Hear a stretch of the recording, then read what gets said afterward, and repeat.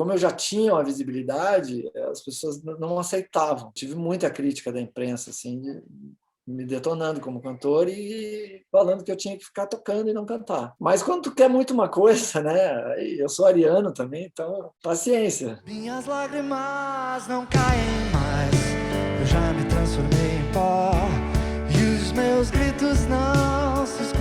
Ele é multi-instrumentista, cantor e compositor. Aos 15 anos, foi eleito o melhor guitarrista do Rio Grande do Sul. Seja com a Cidadão Quem, com a pouca vogal ou solo, ele leva consigo a leveza de quem acredita que o mundo pode ser melhor, mas sem deixar de se posicionar. Ele ainda é escritor, velejador, instrutor de salto duplo, pai de 2 filhos. Ele é do Kalendecker.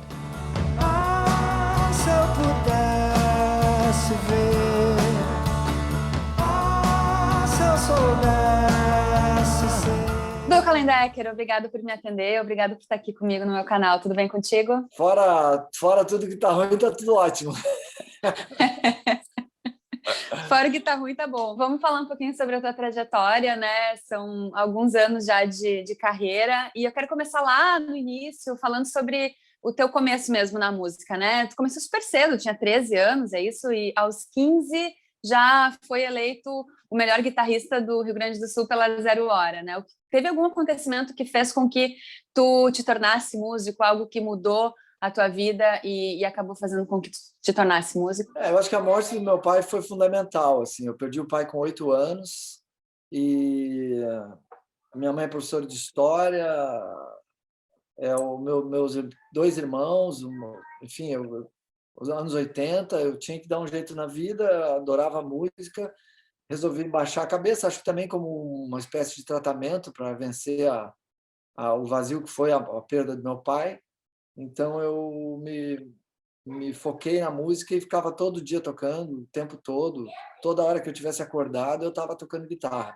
Eu lembro que eu até serrei o braço no violão, botei as cordas assim com uns parafusos e eu levava para a escola e ficava assim debaixo da mesa treinando técnica. Então todas as horas a minha condição era que enquanto eu tivesse acordado eu estaria estudando. E aquilo de ser eleito o melhor guitarrista do Rio Grande do Sul aos 15 anos, mudou alguma coisa também na tua cabeça? Assim, era algo que fez com que tu quisesse realmente continuar fazendo o que tu fazia já tão bem? Eu acho que começou um reconhecimento, assim, né? Eu comecei a conseguir uma certa visibilidade. Acho que quando tu te dedica demais para uma coisa, foca totalmente numa coisa, é natural que tu comece a te destacar. As pessoas que estão à tua volta começam a comentar, isso começa a espalhar, e aí quando tu vê, tu tem mais oportunidades, isso uma coisa vai levando a outra, né? Eu não fiz plano B, eu fiz um plano A só e falei, eu vou botar todas as minhas fichas no que eu gosto de fazer, que é tocar. Eu gostava de tocar e gosto de tocar.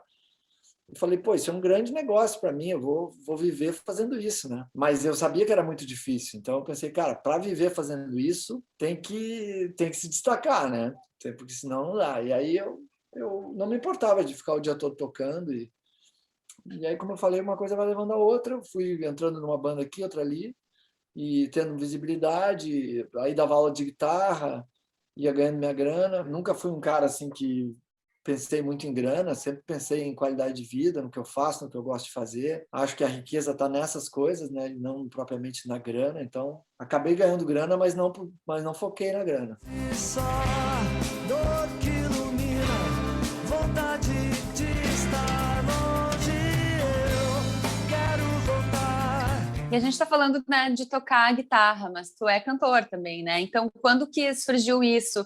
Foi já desde o início ou em algum momento tu pensou, pô, preciso cantar também, e aí foi aprender? Como é que foi isso, assim? Olha, na verdade foi um processo bem difícil esse de cantar, porque eu gosto, né? Sempre gostei de cantar, mas eu cantava realmente muito mal, né? Eu não me considero um cantor, assim. Eu sou um cara que gosta de cantar e canto as minhas músicas, né? Mas não me considero um cantor. E era realmente fraco como cantor quando eu comecei a cantar. E não era fraco como guitarrista. Então, isso gerou uma resistência das pessoas, né? Achando que eu não deveria cantar, uma vez que eu era muito melhor guitarrista do que cantor, né? E aí eu sofri muita crítica, foi muito difícil eu cantar. Porque como eu já tinha uma visibilidade, as pessoas não aceitavam, né, que eu cantasse. Então, a própria imprensa. Eu tive muita crítica da imprensa, assim, me detonando como cantor e falando que eu tinha que ficar tocando e não cantar. Mas quando tu quer muito uma coisa, né? Eu sou ariano também, então paciência. Eu faço porque eu gosto, não faço para agradar ninguém. Eu faço para agradar a mim mesmo. Não estou assim. Claro que eu adoro quando as pessoas valorizam e prestigiam, né? Mas não é para isso que eu estou fazendo. E ainda mais no meu caso, que nitidamente tinha a ver com essa forma de administrar a perda do meu pai. Então, uma coisa muito mais grave do que estão gostando ou não estão gostando do que eu estou fazendo. Eu estou fazendo porque eu estou precisando fazer. Quero falar sobre a Bandalheira também, Duca, uma banda que é super importante do cenário gaúcho, né, do rock, feito aqui no Rio Grande do Sul. Como que começou também essa participação dentro da Bandalheira e qual foi a importância de estar nessa banda para o que tu veio fazer depois? Eu, em função dessa visibilidade que eu tive, né, como guitarrista, eu fui convidado para fazer os primeiros discos da Bandalheira, né, integrar a formação inicial da discografia da Bandalheira.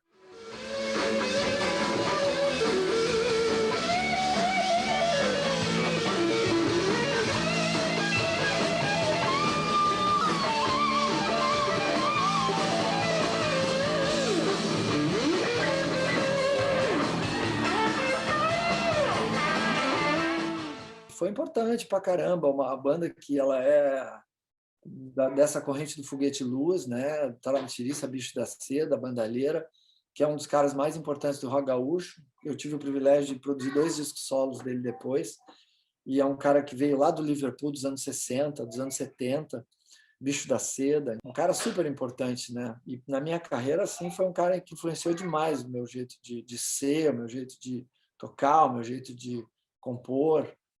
Tem muito a ver com Foguete Luz. Homem que caminha nas calçadas, fruto dessas novas pedras e do... Partindo disso, partindo da Bandalheira, chegou a Cidadão Quem? Foi mais ou menos assim? Na verdade, sim. Foi Prise primeiro, né? Tempo que eu não ouço tua voz, há tanto tempo que a gente não se fala mais. O tempo passa tão depressa, a gente nem sente. O mundo não dá chance pra gente se conversar. Aí a Prise passei para a Bandalheira, depois eu tive uma breve carreira solo, assim. Estrada, e nem sei onde vai dar. Sei que é bom seguir em frente, dançar, sonhar, sambar pra não morrer de mágoa. Que foi o embrião da Cidadão Quem, quando o meu irmão começou a tocar baixo e o Cal, que era do Tarantirissa, veio tocar comigo, a gente resolveu fazer uma banda que foi o Cidadão Quem. Ando sozinho pelas ruas, nas esquinas de qualquer lugar. Aí começou o primeiro disco, foi um disco que fez um sucesso regional bastante forte, né? Acabou chamando a atenção do centro do país, que nos contratou para fazer um disco numa grande gravadora, nos levou para os Estados Unidos, e aí a gente conseguiu botar uma música na novela, e aí uma coisa foi levando a outra, nunca com um sucesso muito grande, mas com uma trajetória sólida de construção de público, eu acho. Sim, até porque, né, foram 7 discos. 7 discos, foi uma carreira bem sólida, assim, não foi fácil, né? Também a gente nunca desistiu, a gente sempre persistiu, mas a gente sempre teve trabalho, né?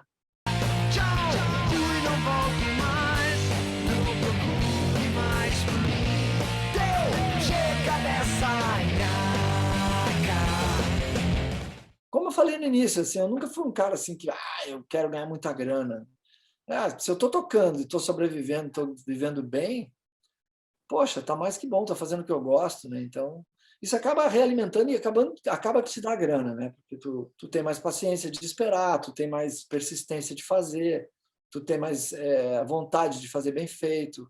Então, tu acaba fazendo um bom show, que é o fundamental para uma banda, é fazer um bom show, porque o show é o que te dá grana e o show é o que te dá público, porque as pessoas têm que ir no teu show e elas têm que querer ir no próximo show, elas têm que contar para a pessoa que aquele show vale a pena ver, né? E é isso que dá grana no mercado da música, são os shows, né? Por isso que eu falo que essa questão da pandemia não tem solução, sabe? Tem que voltar, tem que vacinar e tem que voltar ao normal para poder voltar ao mercado a funcionar, porque é o mercado, a gente trabalha com aglomeração, é a aglomeração que realmente viabiliza o mercado da música. Mesmo que a internet esteja dando uma mão, né, nesse período, não tem, Na né, não verdade, substitui. a internet ela não dá a mão ainda para o artista, ela dá a mão mais para o público do que para o artista, porque o artista não consegue capitalizar na internet, né? Sim. Ele até se projeta e tal, até consegue chegar nas pessoas, mas não é assim que ele vai sobreviver. Até porque quando tu chega na cidade da pessoa, ela vai no teu show porque tu estás na cidade dela, entendeu? Pô, o artista está na minha cidade, eu vou ver o show dele. Agora, se tu está na internet, tu está em todas as cidades ao mesmo tempo. Tu está queimando o teu público todo ao mesmo tempo, né? Quer dizer, o cara que está lá em João Pessoa é um cara de Caxias e o cara de Sapiranga, eles estão te vendo ao mesmo tempo. Quer dizer, e não estão pagando para te ver. Quer dizer, então, para o artista é um negócio estranho, né? O artista ele precisa chegar na cidade aquela, e daí o público daquela cidade vai te ver, vai pagar o teu ingresso, né? É uma conta que tem que fechar, né? Como qualquer outra. Bom, Duca, para a gente fechar o capítulo da Cidadão Quem, tu falou no início da nossa entrevista sobre a perda do teu pai, né? E na Cidadão também foram perdas significativas, né? Em nenhum momento se pensou em manter a banda, né? Como que tu tomou a decisão, ou vocês tomaram a decisão de encerrar as atividades com a Cidadão Quem? Na verdade, foi porque os integrantes morreram mesmo, não teve, né? Uma coisa muito estranha, muito rara de acontecer. Mas o Cal morreu num acidente de paraquedas, depois, muitos anos depois, o Luciano ficou doente, morreu de câncer, que era a formação original da banda. Foi com eles que eu decidi formar a Cidadão Quem, né? Então, eu achei que não tinha sentido eu continuar com uma banda que só estava eu de fundador da banda, né? Aí a banda, para mim, é como um casamento, né? Eu sempre digo, pô, se a tua mulher morre, tu não, por mais que tu queira continuar casado, tu é viúvo, não adianta tu dizer que existe um casamento, né? Então, eu sou viúvo da Cidadão Quem, na verdade. Então, não tem sentido eu dizer que eu tenho uma banda, não tenho mais. O que sobrou fui eu. E aí eu sou um Duca Lendecker solo, que era o cara da Cidadão Quem. Sim, que tem também alguns outros projetos já, né? Aconteceram alguns projetos, por exemplo, a Pouca Vogal, né? Com o Humberto Gessinger, que foi uma junção bem interessante, assim, vocês circularam bastante, né? Sim, a gente fez muitos shows, quase 300 shows, gravou disco também, DVD, e foi uma combinação muito legal minha e do Gessinger, né? Juntando os repertórios do Cidadão Quem e do Engenheiros do Havaí e as músicas que a gente fez para o projeto, que foram muito legais, né? Que foram, acho que ele é um cara genial e foi um privilégio a gente se juntar e fazer junto esse projeto. Logo ali, depois da curva ali, logo ali. E nesse período todo, Duca, consegue dizer assim alguma música que tu se sinta mais orgulhoso de ter feito, algo assim que tu diz, bah, que massa que eu fiz essa música? Puxa, Camila, tem músicas que a gente acaba se marcam mais, assim, né? Tem duas músicas que me lembram, que me vem agora, né? Uma é que eu fiz pro Gui, né? Olha a luz que brilha de manhã, há quanto tempo estive aqui. Essa, e a outra aquela. Minhas lágrimas não caem mais, já me transformei em pó. E os meus gritos não se escutam mais, estão na direção do sol. Se alguém encontrou um sentido pra vida, chorou para a perda disso.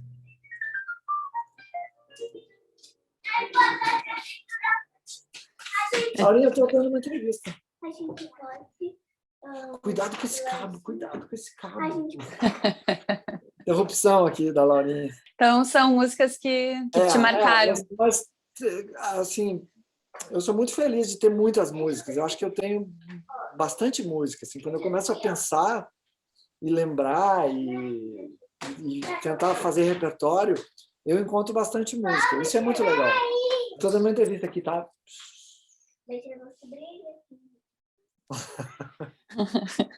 E tu falou sobre essa música que tu fez pro Gui, né?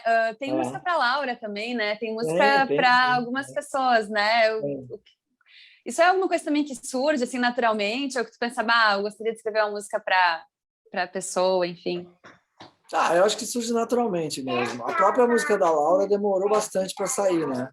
Porque muita gente ficou me cobrando. Não vai fazer a música da Laura, não vai fazer a música da Laura. E aí a arte Como não é assim? né? Como te cobram assim? A arte não é assim, tem que ser uma coisa espontânea, né?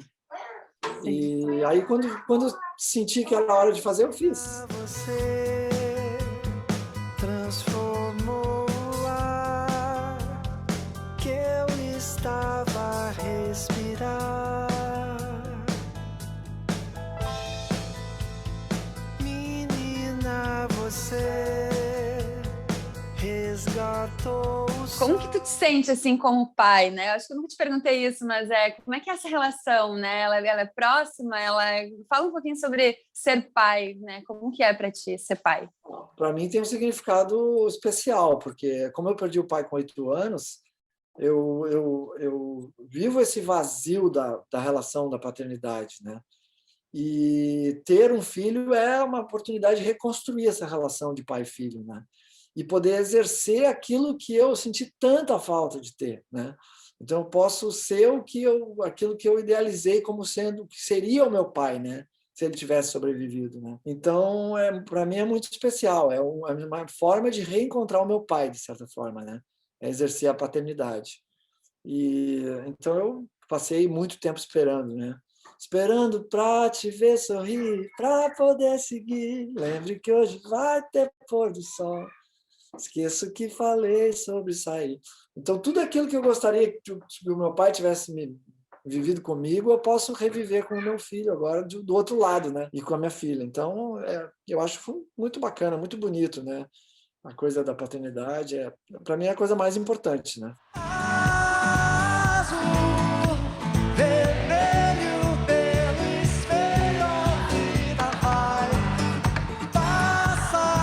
Agora, recentemente, até lançando um projeto, né, com o teu filho tocando baixo, também é algo que eu imagino que tenha sido bacana.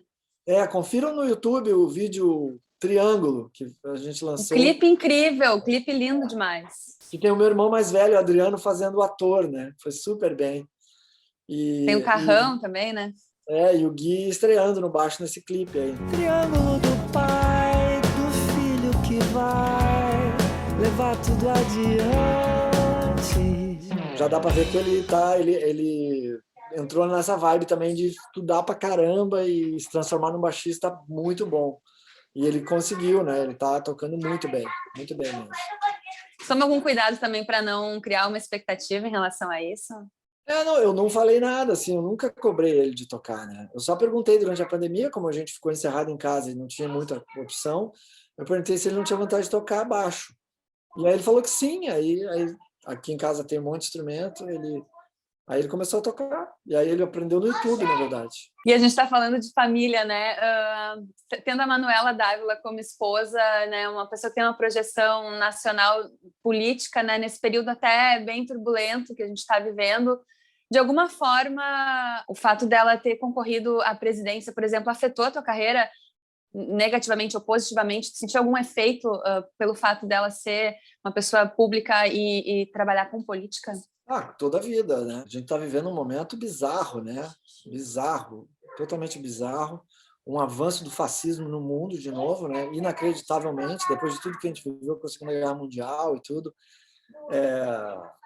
E todos os exemplos que a gente tem, né? Da tragédia que é a intolerância, né? E essa ideia bizarra de sobrepor, né? Através da violência. É inacreditável que a gente esteja vivendo uma fase assim. E aí, claro, né, ela é um alvo total dessa galera. Eu tive muito show cancelado e coisa assim, muitos problemas, né?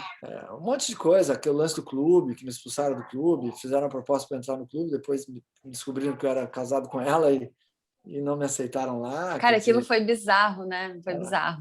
Muito bizarro. A gente está vivendo coisas muito bizarras, né? Um presidente como o Jair Bolsonaro, que fala o que fala e e fica por isso mesmo, é inacreditável, sabe? Quando tu perguntou no início, ele ia falar, fora Bolsonaro, tá tudo ok. Mas fora o Bolsonaro, literalmente. Então, assim, um cara que não tem a menor educação, não tem o menor respeito pelas pessoas, não tem o menor respeito por ninguém, é nitidamente prepotente com as mulheres, né? Ele usa de violência com as jornalistas. É muito triste ver o que o Brasil sabe. Não tem como dizer, eu não sabia, sabe? É muito triste saber que as pessoas votaram nele, mesmo sabendo quem ele é. E se não sabia, pior ainda, porque votar numa pessoa que tu não sabe quem é pior do que tu votar numa que tu sabe. Eu dou mais crédito para o cara que votou no Bolsonaro sabendo quem ele é, e o cara se assume fascista, pelo menos tem coragem de se assumir, do que o cara que faz uma coisa tão importante quanto eleger uma pessoa para ser presidente sem saber quem é. Então, deveria ter pesquisado quem é, porque ele nunca escondeu quem ele é, o Bolsonaro, nunca. A trajetória do Bolsonaro toda é igual. É de intolerância, homofobia, racismo, sempre foi igual. Tu falou agora do clube, né? E a gente já falou que tu é guitarrista, cantor, que não é tanto cantor, mas é cantor também, velejador, instrutor de salto duplo, trabalha com cinema também, eu sei que já lançou até curta, é bastante coisa, né, para uma pessoa só. Olha, eu gosto de escritor fazer... ainda, não falei, escritor. Tal livro aí atrás, tá vendo aí. A Favor do Vento. Legal, muito legal. Eu acho que a vida é uma dádiva, sabe? Que o ser humano, apesar de todo o retrocesso que está vivendo agora, evoluiu demais, né? Durante a trajetória da humanidade, descobriu coisas incríveis, né? E o próprio lance de paraquedismo que tu estava falando, a gente poder saltar com segurança hoje, né? É uma evolução de milhares de anos, né? O homem sempre sonhou voar. E antes todo mundo que saltava morria, todos, porque não tinha uma tecnologia para isso. Hoje morre-se muito pouco, né? Eu tive a infelicidade de ter a morte do Cal, mas foi uma grande felicidade, tanto que eu continuo saltando, sou instrutor de salto duplo. Comecei em 92 no esporte, quer dizer, é super seguro e graças a todo o avanço que se fez na humanidade em cima das tecnologias, nas descobertas todas, né? Então, o lance de velejador também, a navegação pelas estrelas, coisas que já há 2 séculos atrás o ser humano já sabia, né? São coisas complexas de entender mesmo, mas é incrível como entendeu, né? E é incrível como hoje, no século XXI, as pessoas querem voltar para a Terra plana, né? Inacreditável. Não, é inacreditável, cara. Inacreditável. Todas as provas que se tem, né? A gente, pelo amor de Deus, eu consigo navegar pelas estrelas porque eu entendo como funciona a órbita, né? As órbitas e enfim, né? Claro, mas não é tão simples entender, mas ao mesmo tempo, é provado que funciona, né? O teu telefone está georreferenciado por um sistema de satélite que está na órbita da Terra, né? É uma órbita, né? Ele não fica assim, né? Ele faz a órbita da Terra direitinho, né? Tem uma distância, tem uma correção, tem tudo feito através da ciência, né? E funciona, tanto que se tu botar aí no teu GPS para onde tu quiser ir, ele vai te mostrar que tu está exatamente no lugar que tu está, né? Isso já seria prova suficiente para te não falar besteira de que a Terra não é redonda. É hora de rever os planos. O mundo não é plano, não para de girar. E o que te faz não desistir, hein, das pessoas, do ser humano, né, de continuar assim, tentando ser cada vez melhor, né? O que te faz não desistir? Olha, acreditar que na conta final a gente anda para frente. Eu acho que anda, sabe? Eu acho que na conta final a gente anda para frente. E nesses momentos de retrocesso a gente precisa se posicionar. Fico muito triste com os meus colegas artistas, assim, né, o pessoal da minha área, que num momento como esse fica quieto. Eu acho que essa é cúmplice de um grande retrocesso, né, da perda de avanços, né, que se teve em todas as áreas da humanidade, né. E eu tenho muita fé de que esses avanços vão continuar, né, mas que a gente tem que se posicionar em momentos de retrocesso para que eles possam continuar, para que a gente continue andando para frente, né. A humanidade é assim, ela anda para frente, anda para trás, anda para frente, anda para trás. Só que nesses momentos em que anda para trás, é importante se posicionar contrário a esses retrocessos. Sobre a tua carreira ainda, Duca, ainda te perguntam muito sobre o Bob Dylan? Perguntam bastante, mas é uma coisa importante, assim, né? Quer dizer, não tão importante também, mas é uma figura muito importante o Bob Dylan, né? E não teve nada assim muito importante com ele, mas Fora o fato de que ele curtiu, né? Curtiu a parada, só isso. Né? Também não é nada demais, assim.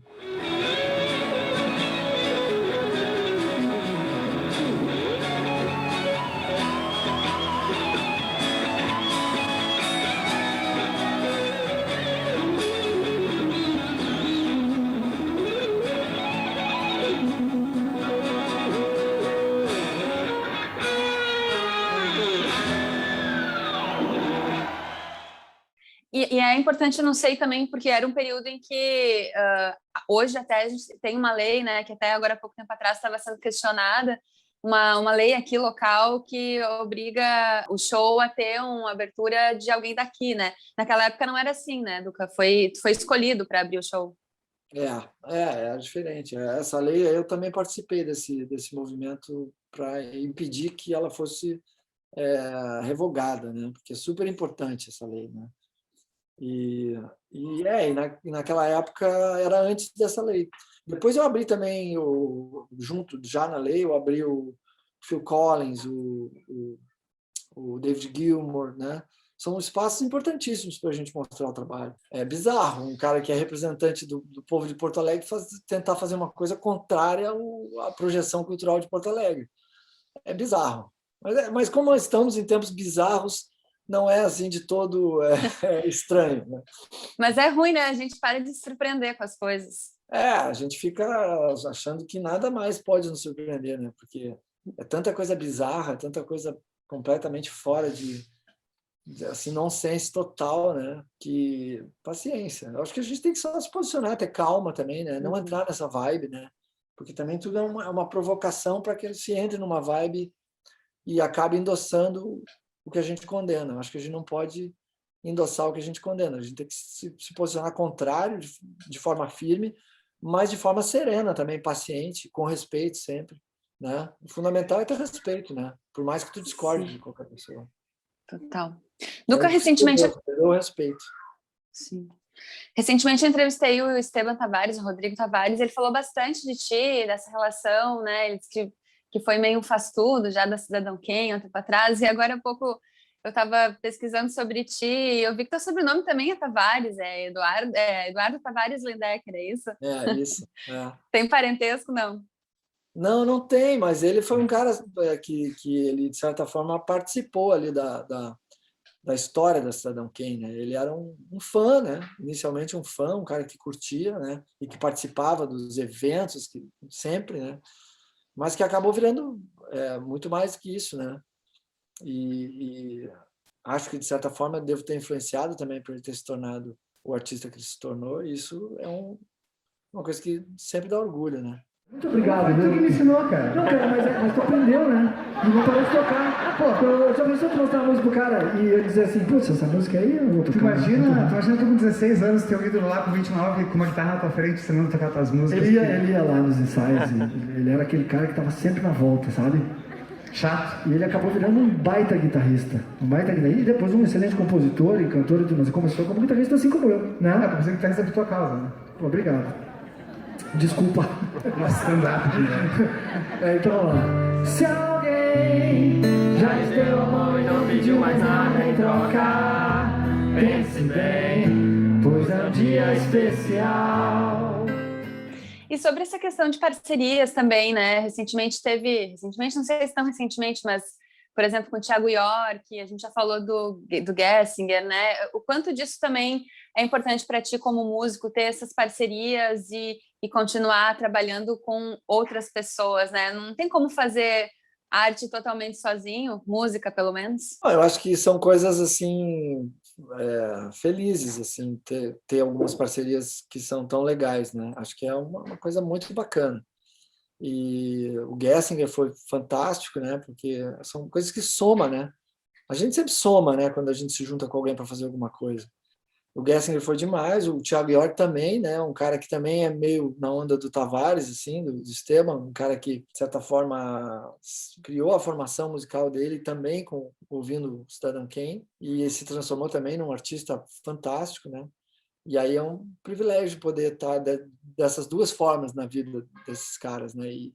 E produzir junto com eles, né? Coisas. Isso é muito legal. Então, A parceria com o Thiago também foi bem bacana, a gente fez várias músicas, né? E sempre é legal, a gente, inclusive, essas parcerias seguem acontecendo, na verdade, né?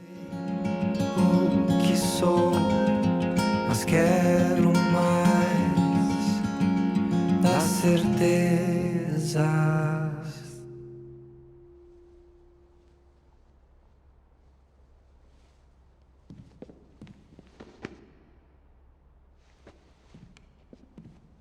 Duca, onde tu quer estar daqui 5 anos? Olha, eu quero estar num mundo melhor, não tão...